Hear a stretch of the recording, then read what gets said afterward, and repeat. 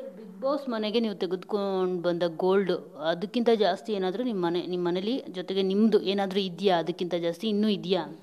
ಏನಿಲ್ಲ ಮೇಡಮ್, ಅಷ್ಟೇ ಮೇಡಮ್, ಇನ್ನೇನಿದೆ ಮೇಡಮ್ ಜೀವನದಲ್ಲಿ ಸಂಪಾದನೆ ಮಾಡೋದು. ಹಳ್ಳಿಗಳ ಕಡೆ ಯಾಕೆ ಗೋಲ್ಡು ಬಂಗಾರನ ಜಾಸ್ತಿ ಅಂದರೆ ಕಷ್ಟಕ್ಕಾಗತ್ತೆ ಅಂತ ತಗೋತಾರೆ ಮೇಡಮ್. ನಾನು ಕೂಡ ಎರಡು ಥರನ ಯೋಚನೆ ಮಾಡಿನೇ ತೊಗೊಳಕ್ಕೆ ಸ್ಟಾರ್ಟ್ ಮಾಡಿದ್ದೆ ಆ್ಯಕ್ಚುಲಿ. ನನ್ನ ಬಿಸ್ನೆಸ್ಗೂ ಅದರಿಂದ ಉಪಯೋಗ ಆಗುತ್ತೆ, ಅದರಿಂದ ನಾನು ಈ ಥರ ಹಾಕ್ಕೊಳ್ಳಬಹುದು ಅಂತ ನಾನು ಥಿಂಕ್ ಮಾಡಿ ನಾನು ಸ್ಟಾರ್ಟ್ ಮಾಡಿದ್ದೆ ಆ್ಯಕ್ಚುಲಿ. ಕಷ್ಟ ಬಂದಾಗ ಇಡ್ತೀವಿ, ದುಡ್ಡು ತಗೋತೀವಿ, ಬಿಸ್ನೆಸ್ ಮಾಡ್ತೀವಿ, ಬಿಸ್ನೆಸ್ಸಿಂದ ದುಡ್ಡು ತೆಗಿತೀವಿ, ಬಿಡಿಸ್ಕೊಂಬರ್ತೀವಿ, ಹಾಕೋತೀವಿ. ಈ ಥರ ಒಂದು ತುಂಬ ಇದರಲ್ಲಿ ಹೋಗ್ತಾ ಇರುತ್ತೆ. ಮತ್ತು ನಾನು ಹೇಗೆ ಅಂದರೆ ಬಿಸ್ನೆಸ್ ಮ್ಯಾನ್, ನಾನು 100 ರೂಪಾಯಿ ಹಾಕಿದರೆ 50 ರೂಪಾಯಿ ಲಾಭ ತೆಗೆಯುವಂಥ ಮನುಷ್ಯ ನಾನು.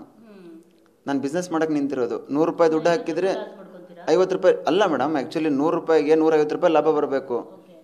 ನಾನು 100 ರೂಪಾಯಿ ಹಾಕಿಬಿಟ್ಟು 10-20 ರೂಪಾಯಿಗೆ ಲಾಭ ಮಾಡಿಕೊಂಡ್ರೆ ಇವತ್ತು ಮಾಡೋಕ್ಕಾಗಲ್ಲ. ಈ ಥರ ಎಲ್ಲ ಯಾವತ್ತೂ ಕೂಡ ನಮ್ಮ ಥಾಟ್ಸ್ ಹಂಗೆ ಇರಬೇಕು, ನಮ್ಮ ಯೋಚನೆಗಳು ಹಂಗೆ ಇರಬೇಕು, ಆಲೋಚನೆಗಳು ಅದೇ ಥರ ಮಾಡ್ತಾ ಇರ್ಬೇಕು ನಾವು.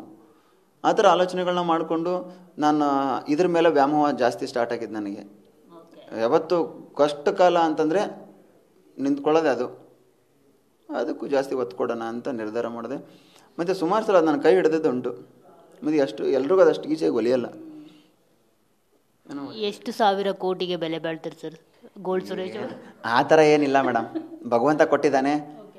ನಮ್ಮ ಕಡೆ ಚೆನ್ನಾಗಿ ಹೇಳ್ತಾರೆ, ಏನೇ ಇದ್ರೂ ಕೂಡ ಕೈ ಮುಟ್ಟಿಗೆಯಲ್ಲಿ ಇಟ್ಕೊಂಡು ತಿನ್ನಬೇಕು ಅಂತ ಹೇಳ್ತಾರೆ.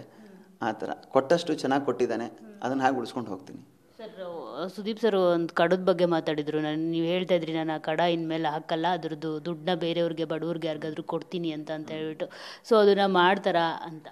ಮೇಡಮ್, ಅದನ್ನು ಅತಿ ಶೀಘ್ರದಲ್ಲೇ ಇದೊಂದೆಲ್ಲ ಪ್ರೋಸೆಸ್ ಇದೆ, ಇದೆಲ್ಲ ಮುಗಿದ ತಕ್ಷಣವೇ ಎಲ್ರಿಗೂ ಅದರ ವಿಷಯನ ತಿಳಿಸಿ ಅಧಿಕೃತವಾಗಿ ನಾನು ಆ ಕೆಲಸ ಮಾಡ್ತೀನಿ. ಇನ್ನೇನು ಕೆಲವು ದಿನಗಳಲ್ಲಿ ಅದಕ್ಕೆ ಉತ್ತರ ಸಿಗುತ್ತೆ ಮೇಡಮ್.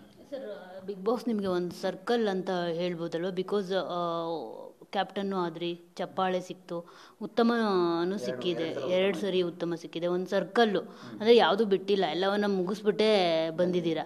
ಸೊ ಅದ್ರ ಬಗ್ಗೆ ಎಷ್ಟು ಖುಷಿ ಇದೆ ನಿಮಗೆ ಅಂತ?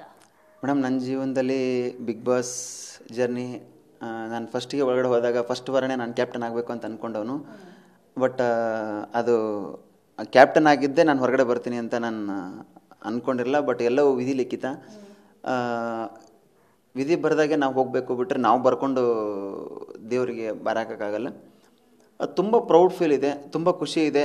ನನಗೆ ಯಾರ್ಯಾರು ಏನೇನು ಅಲ್ಲಿ ಮನೆ ಒಳಗಡೆ ಹೇಳಿದರು, ಯಾರ್ಯಾರು ಏನೇನು ಅಂದಿದ್ರು, ಅವ್ರಿಗೆಲ್ಲರಿಗೂ ಉತ್ತರ ಕೊಟ್ಟು ಹೊರಗಡೆ ಬಂದಿದ್ದೀನಿ ಅಂತ ಫೀಲ್ ಇದೆ ಮೇಡಮ್. ಸರ್, ಚೈತ್ರ ಮತ್ತು ನಿಮಗೆ ಏನು ನಂಟು ಅಂತ?